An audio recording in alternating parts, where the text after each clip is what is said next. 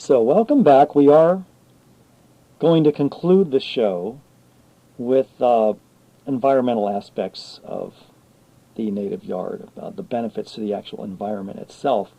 And before I get into that, does wild ones, or do wild ones, do they have anything out there, any programs or partnerships that are aimed at raising awareness to educate the public about the native plants in our particular region? Yeah, so that is kind of our personal mission as a chapter. Um, so, Wild Ones as a whole, the mission is to educate, um, advocate, and do community action. And, education is that one that we really take to heart here in Northeast Ohio. And,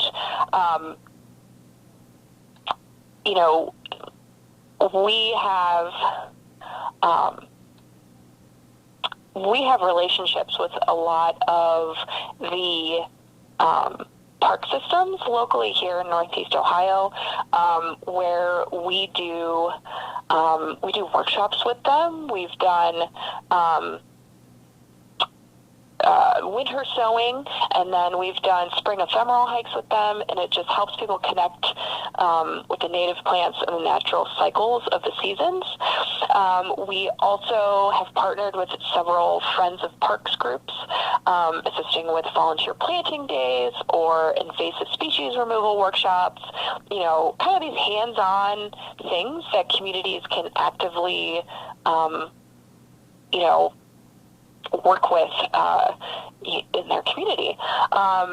We also have relationships with our local county soil and water districts and Keep America Beautiful affiliated cities within the area to strengthen our impact and reach even further.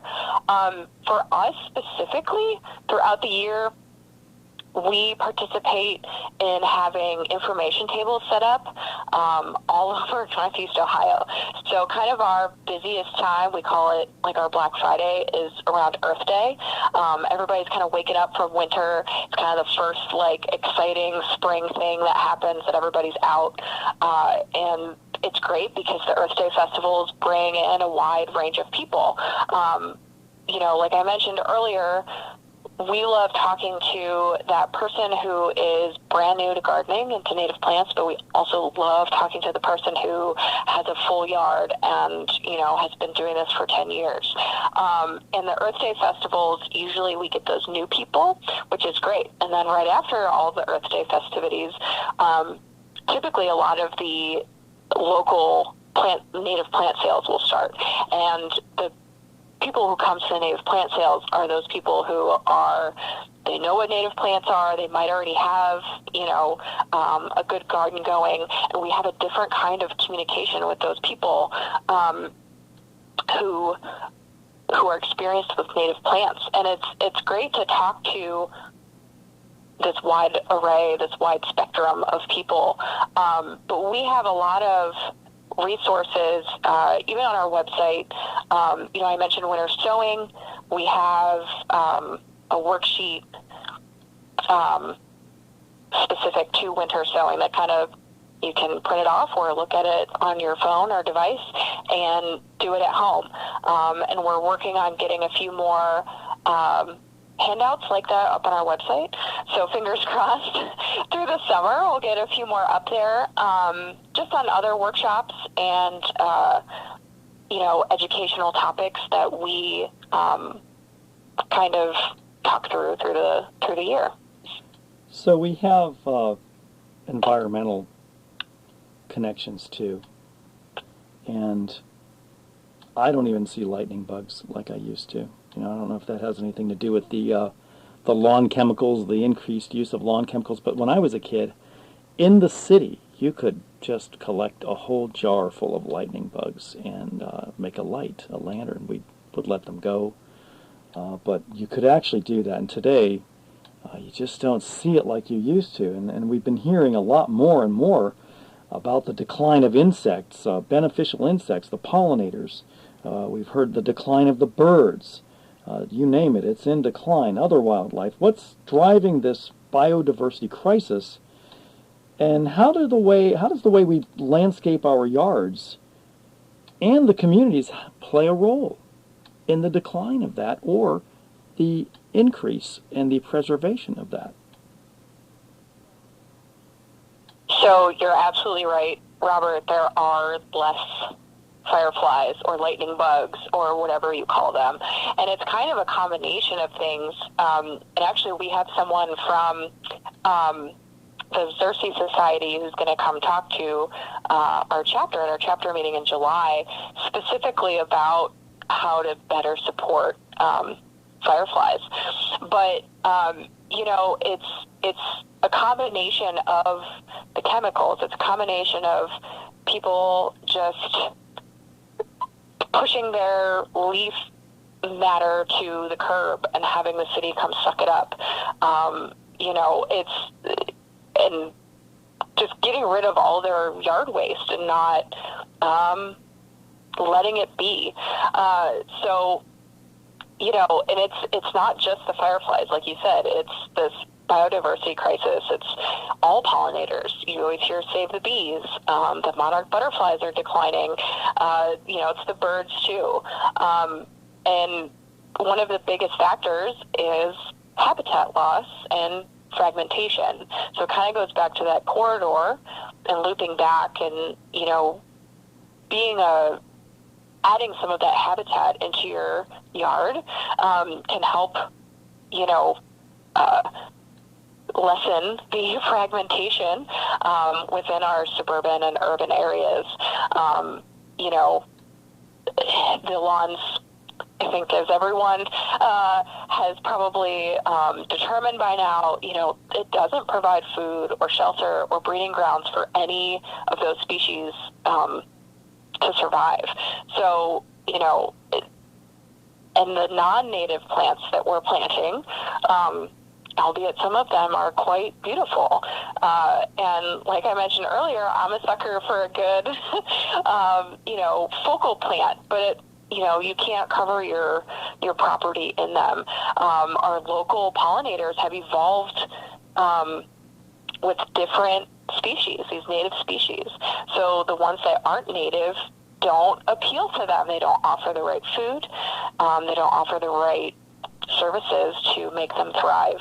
And of course, as we've mentioned before, the widespread use of pesticides, herbicides, fertilizers, is just worsening the decline. It's all part of the SWAT team.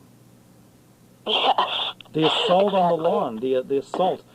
Look, when I did my yard, aside from the islands that were with the plants that the neighbor just graciously uprooted with a lawnmower, I would try to leave in the back, way along the edge where there were some trees, some pine trees.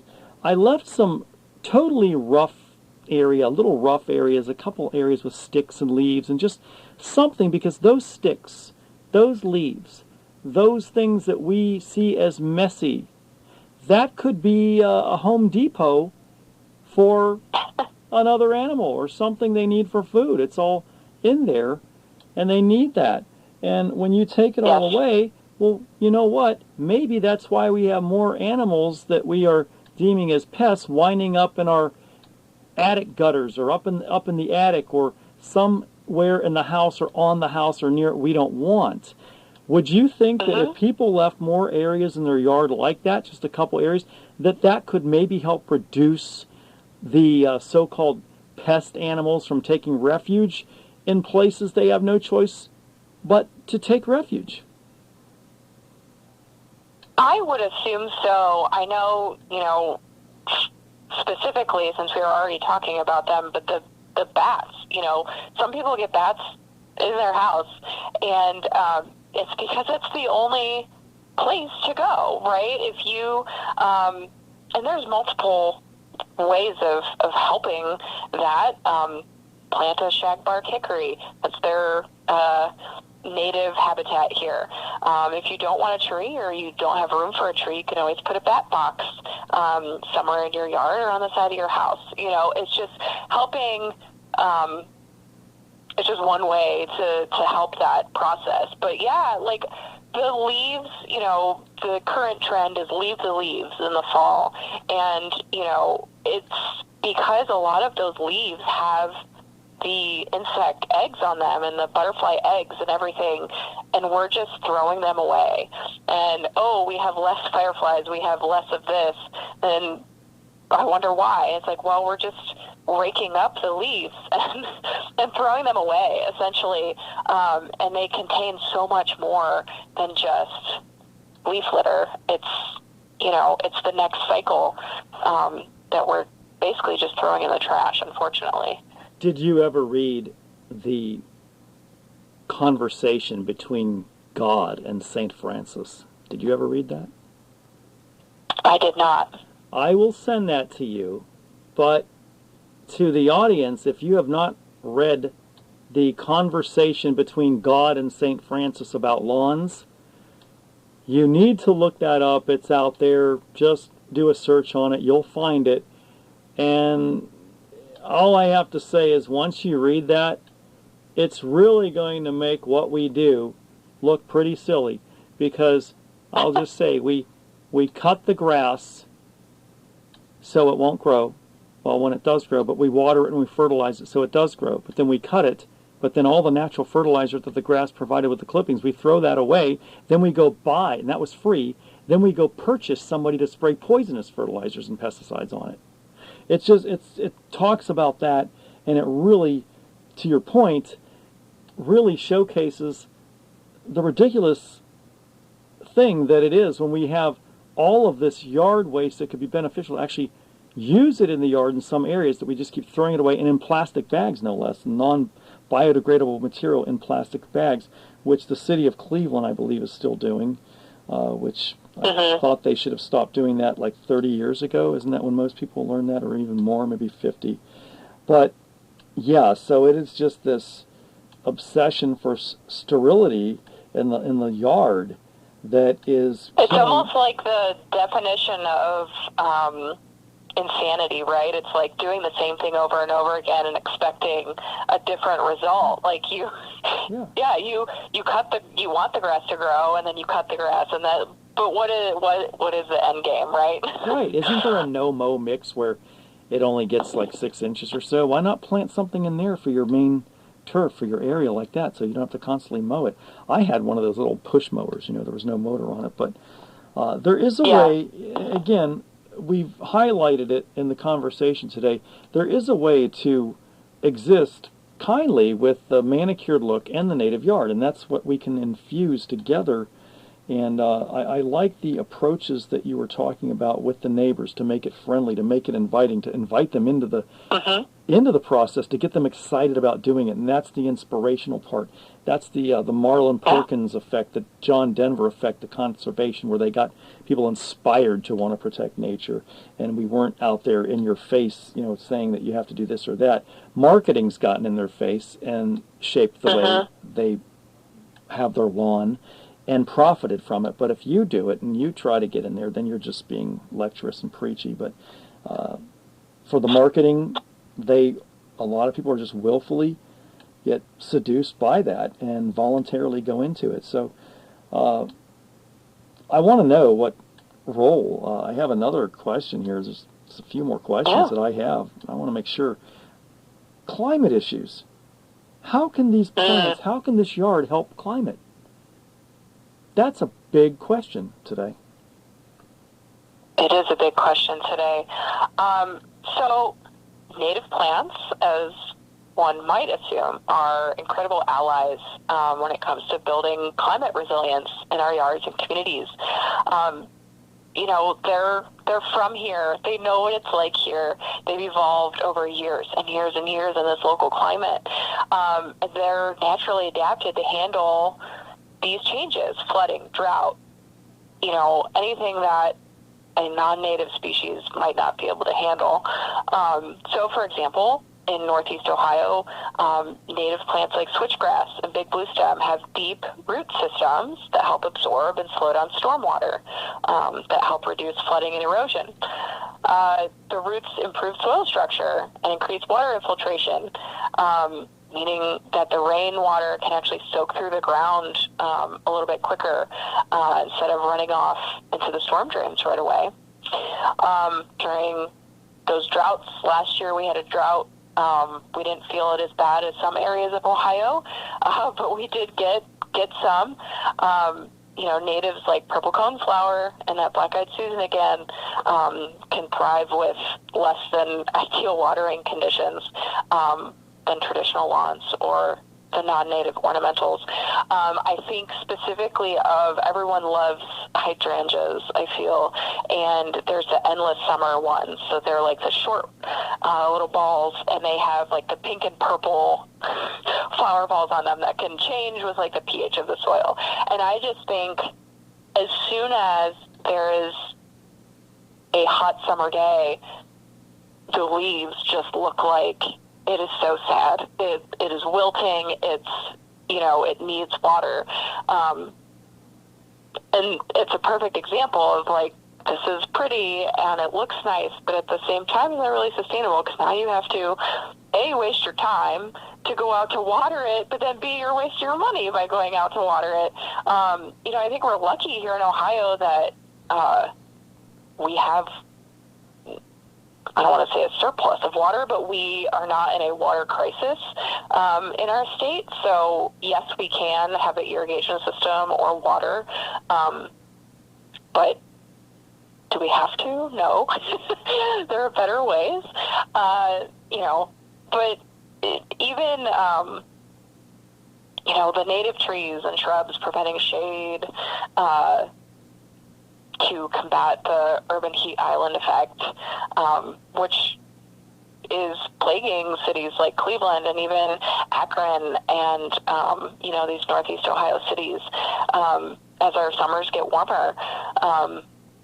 And this cooling helps lower your energy costs. This is all things that we know, but people don't necessarily want the trees by their house, but it definitely helps, for the air conditioning. It sounds like a win-win. It sounds like a win for nature, a win for the consumer, because if you ultimately have a yard, and it may take a while to get it started, it may look worse before it gets better, it looks better, but you ultimately have a yard that saves them the energy bills, water, buying gasoline. It keeps the environment cleaner by obviously all the things that it can provide nature that we've already talked about. But would you say that this is a win-win for the consumer and for the environment, and as far as reducing the codependency on endless maintenance and endless consumption of water and gasoline? I would say so. Obviously it's a win for the environment. I think there are other ways too to be sustainable with your watering. You could have a rain barrel. I have one on my property, and usually like the rain that we had over the weekend, it's full, so I'm good for a while to water if I need to, anything in my yard. But I really do think it's a money saver, and it might seem like most things I feel that are a little bit more sustainable, the upfront cost might be a little high. Like you mentioned, going out to actually buy plants, it can be a little pricey, right? But the long term is that you have this wonderful full yard that you don't have to buy gasoline for, that you don't have to put your sprinkler on during the summer. There are long-term savings that might take, like any business would, to be profitable, a little upfront investment of time and money. So, that's right. But you provided many resources for people to get started with that. So if you're having somebody who has never even heard of a native yard, and you're talking with them, you're at a restaurant, for example, with your friends, you said, I have a native yard. What does it actually look like, and how is it different from the typical lawn? say if you're in a noisy place talking and you wanted to get the quickest answer out, how would you answer that? What it would look like, and how is it different? So one of my favorite quotes recently is from Rebecca McMacken, and she is a respected native plant educator and author. And she has said, lawns should be like area rugs, not wall-to-wall carpet. And I think that's possibly the best way to get it across to people who might not understand what the concept is. So sure, you can have planting beds with plants and reduce your turf grass lawn. Do you have to get rid of all of it? No. It's a great walkable ground cover. If you do have kids or a dog and you want an area where they can play kickball, or, you throw a toy and the dog brings it back, that's great. That's your area rug, right? That is your active play area. But not everything has to be, that rug. Why is the back corner of your yard that you never go to lawn? Why not just make it this native habitat that you're letting, nature come in and thrive. And it can even be as simple as, and maybe not simple, but if you kill your lawn, we usually advocate for smothering or putting the cardboard down with the mulch and everything, and not, you can use chemicals if you want. We here at Greater Cleveland Wild Ones, we don't necessarily push that agenda. But,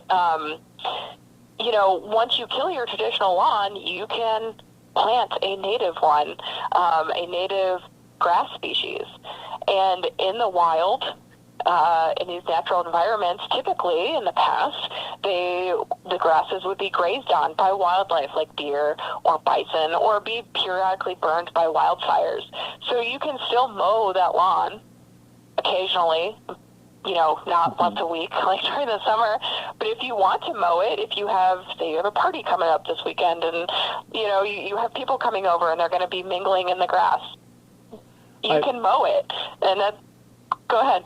Well, I've noticed that in my travels around Ohio, I don't know why someone who has like 5-10 acres, why do they have to keep all of that in mow? Why don't they leave some buffer that separates them from the street? To me, if I go out and live in an area like that, I'm doing it because I want less of this suburban chore to have to do all that, not make more.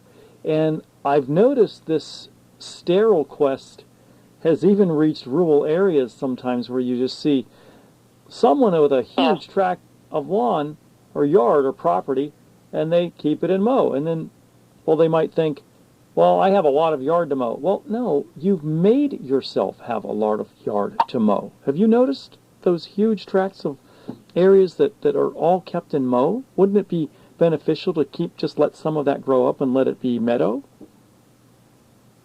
Yes. And I wonder the same thing. I just saw something recently that was kind of pointing out these more developed areas and where there's lawn, and it's like, what is the purpose of this lawn doing right now? And it would show, like the strip between the street and the parking lot that has, like the Chick-fil-A sign or something like that. And it'll just be grass. And they asked, is anyone playing soccer here?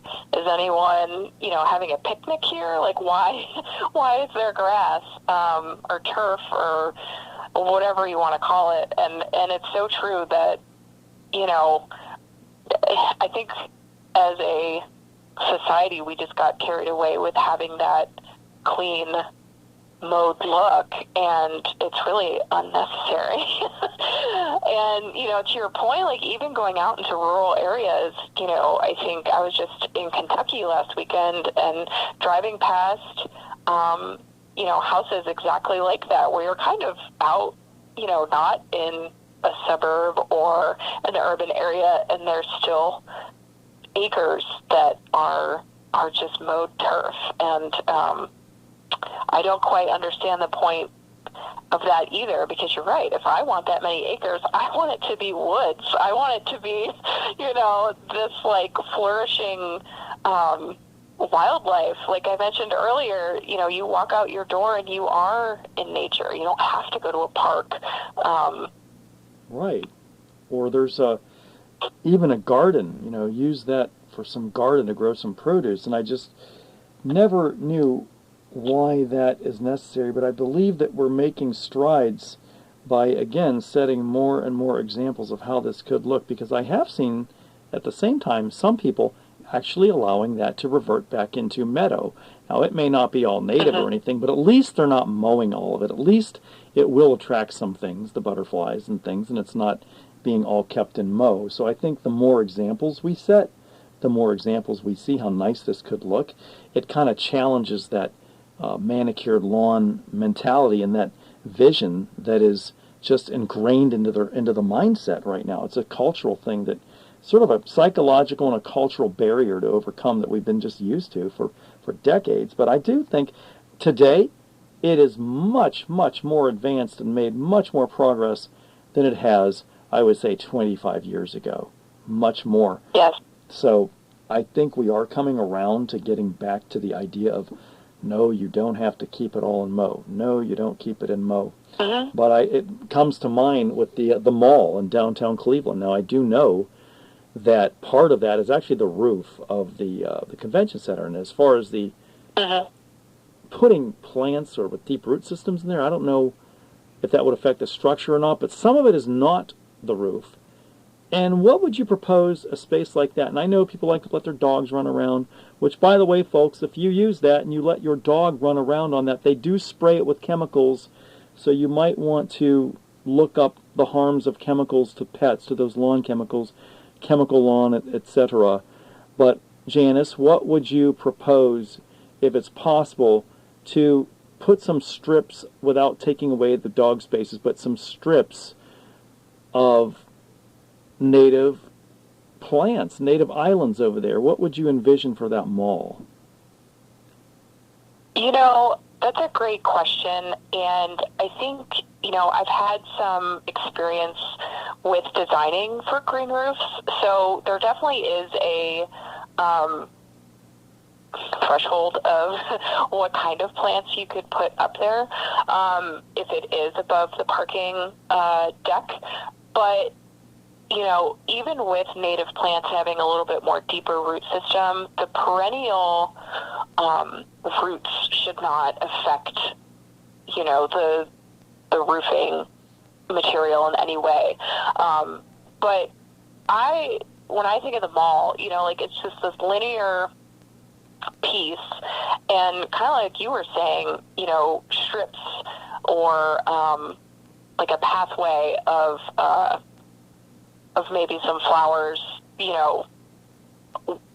whether it be a mix or even just like picking like 2 or 3 species, of doing like those linear lines, maybe even down the sides, and you could break them up so that way, there's a little walking path between it. But I think, as you mentioned, the first thing, they could cut back on the chemicals. That's just one small step, because if you're going to put in plants that attract pollinators, you're kind of negating that by keeping spraying with chemicals. So you're saying, hey, come feed on my flowers, but you might die because there's chemicals here. So, I think advocating for less chemical use would be, the first step. But, a lot of times, just in the design world, we were talking kind of about those like cues for care earlier, and even in big municipalities like the city of Cleveland, sometimes less is more.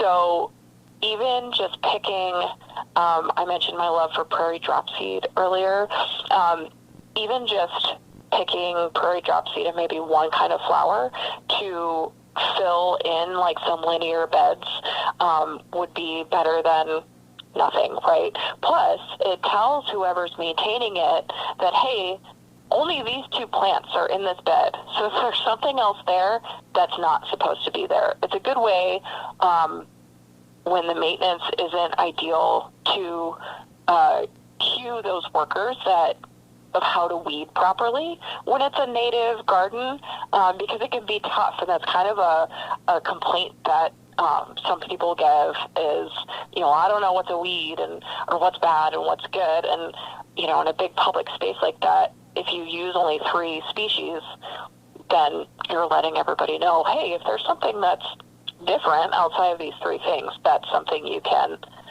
pull. So, I think definitely keeping the linear sight lines and, reinforcing that would be really good for that space.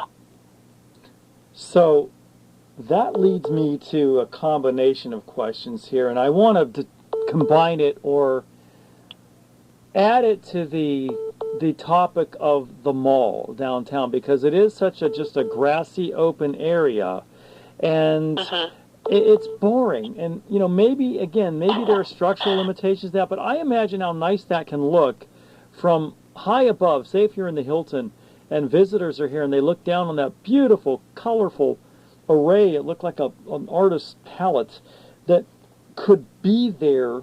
And it would have to be maintained, because I do not see the city, if you put anything in their hands in charge of something like this, everything they touch turns to Medusa. So I would really hope that Wild Ones could inspire the city to do this in that mall area, without taking away the open space for the dogs and the frisbee and things like that, but just something that can add a splash, like you said, some of these strips or zigzags or maybe a little trail.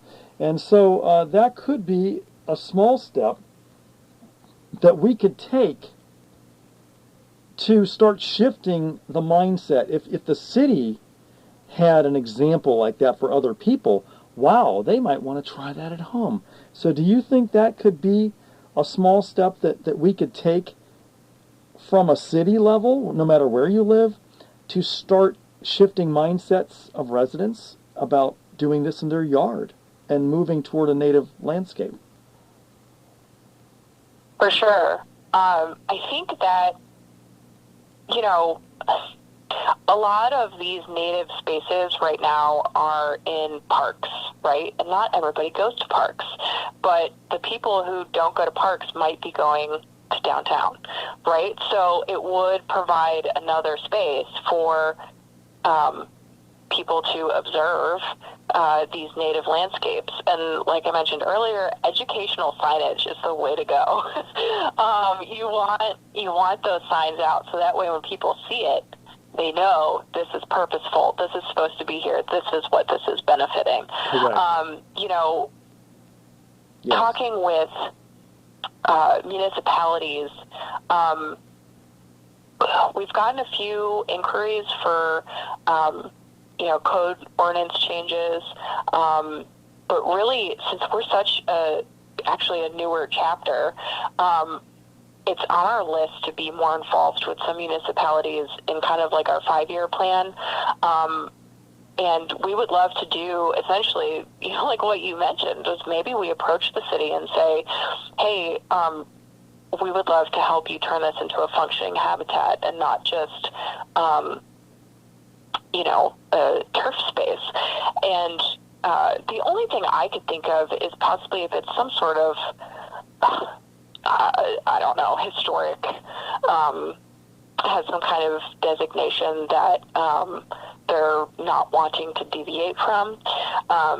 But, you think of the Cleveland Botanic Garden actually downtown, on the east side.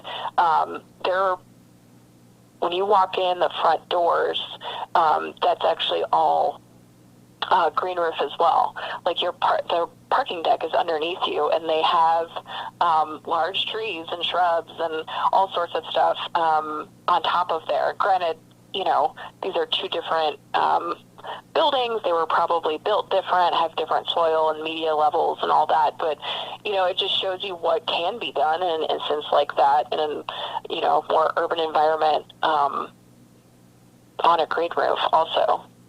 I love the botanical gardens, and I wish they could have more influence at the city level. I really do. It seems like to get any influence or make any way, we have to hold bake sales to do that. But, and I say that just to be funny here, okay? It's true. But look, I do believe that there could be even some substantial environmental benefits of just transforming even a small yard or small space even in the city into a native space. Wouldn't you say so? What would be the biggest environmental benefit of even just doing that? Small spaces, starting small. So it has a lot. It has a lot of environmental benefits. We've kind of touched on them piecemeal throughout this conversation. But native plants support, the local biodiversity by providing essential food and habitat for the pollinators, the bees, the butterflies, the moths, the birds, all of these beneficial wildlife.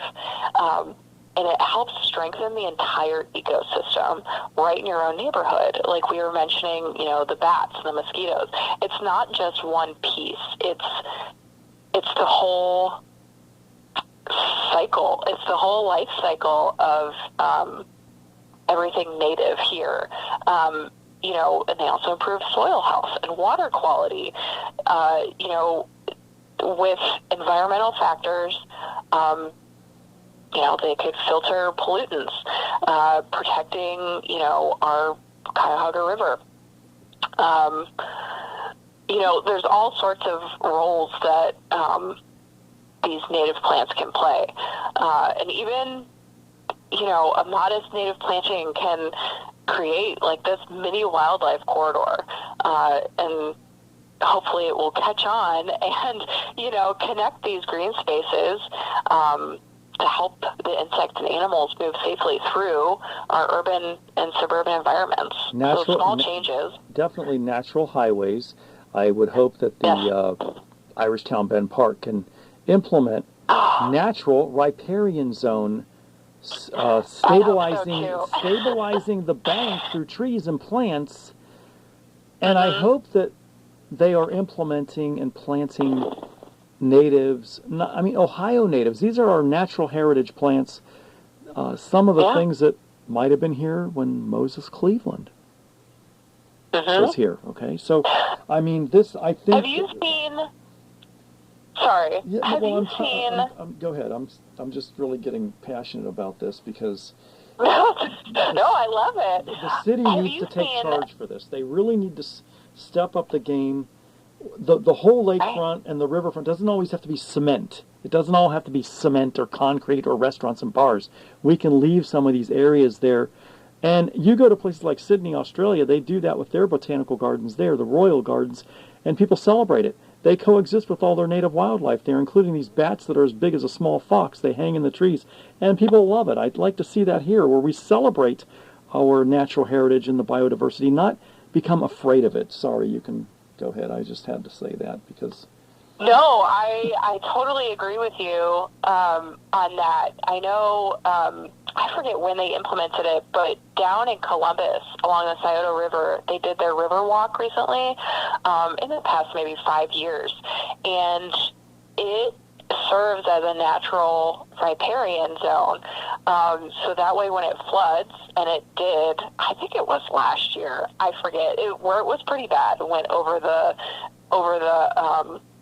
regular, like high water mark, and that whole system served to filter the water to, everything was inundated. And after the water receded, everything kind of went back to its day-to-day, the plants went back to its day-to-day life. And it was so cool to see that natural system working the way it should. And I've always pictured, and I hope that they do this with Irishtown Bend. I don't know what the full master plan is, but that's kind of what I imagine, or what I hope Irishtown Bend will be like, is that Riverwalk down in Columbus that has that, like you mentioned, natural riparian zone. And it's done for free. There are no taxes involved. Nature's doing all of this water That's right. retention, wildlife habitat, friendly wildlife habitat protection, beautification. It's providing flood control and stabilizing the banks, everything for absolutely free. Mm-hmm. Nobody's being charged taxes for that, and it's not going to be something that is engineered to look with some concrete wall and look ugly. It can be an attraction. So if we work with nature instead of against it, we can get the benefits in that. So my last part of this program, I just kind of wanted to, I know we touched on environmental benefits, but I wanted to finish up with that to remind people, again, that with the environment benefiting from this, I believe that results in benefiting us because we were a part of it, and saving people a lot of money, and actually making a place look distinctive, not just the ordinary, everyday riverfront or park where it's just the same thing, the mowed grass, the cement, but something that can really stand out and create a character here that all our own. So lastly, I want to know how people can get involved with Wild Ones. Where can they go? Who can they contact? Do you have websites that you want to share? Any informational resources that you'd like to list here? Any websites that you would like to share with us, Janice? Because we want to know how people can get more involved with this on their own, or even with the Wild Ones Greater Cleveland. Yes, for sure. So our Greater Cleveland chapter has a website. It's greatercleveland.wildones.org. And on our homepage, you can essentially find everything that you need, how to get involved, our upcoming events, those resources, like I mentioned earlier, like the Winter Showing Guide, and information about our Northeast Ohio Native Habitat Corridor. If you scroll down all the way to the bottom, it shows all of the social media that we are on, which is pretty much everything. We're on Facebook, we're on Instagram, we're on LinkedIn, and we also have our own YouTube channel. We do a monthly chapter meeting virtually on the third Tuesday of the month, and we have someone come in and do some sort of educational presentation. As I mentioned, July will be about fireflies. And we post all of those chapter meetings on our YouTube page. So you can either watch the full meeting and get updated on what we're doing, or you can just watch the educational piece. And it's great. We're having this great archive of educational presentations on our YouTube. We are all volunteer run here at our chapter, so I can give you our email as well, but knowing, since we are a volunteer run, it might take us a day or two to get back to you. But it is wildOnesGreaterCleveland@gmail.com. And we would love to connect with anybody in Northeast Ohio. We have the Greater Cleveland name, but we really cover anywhere from west in Erie County, over to Ashtabula County, and all the way down to Worcester, and everybody in between. Youngstown has their own chapter, and there's a couple other chapters throughout Ohio, but we're, mostly catering to Northeast Ohio. Well, this sounds... And thank you so much, Robert, for having me. Well, it sounds like a lot of fun, and I was just going to thank you for joining us this evening, and we hope the listening audience has enjoyed this and has gotten something out of this. And so until next time, this is Robert Carrilio for Green Arenas, an Inquisitor Media production. Thanks for listening.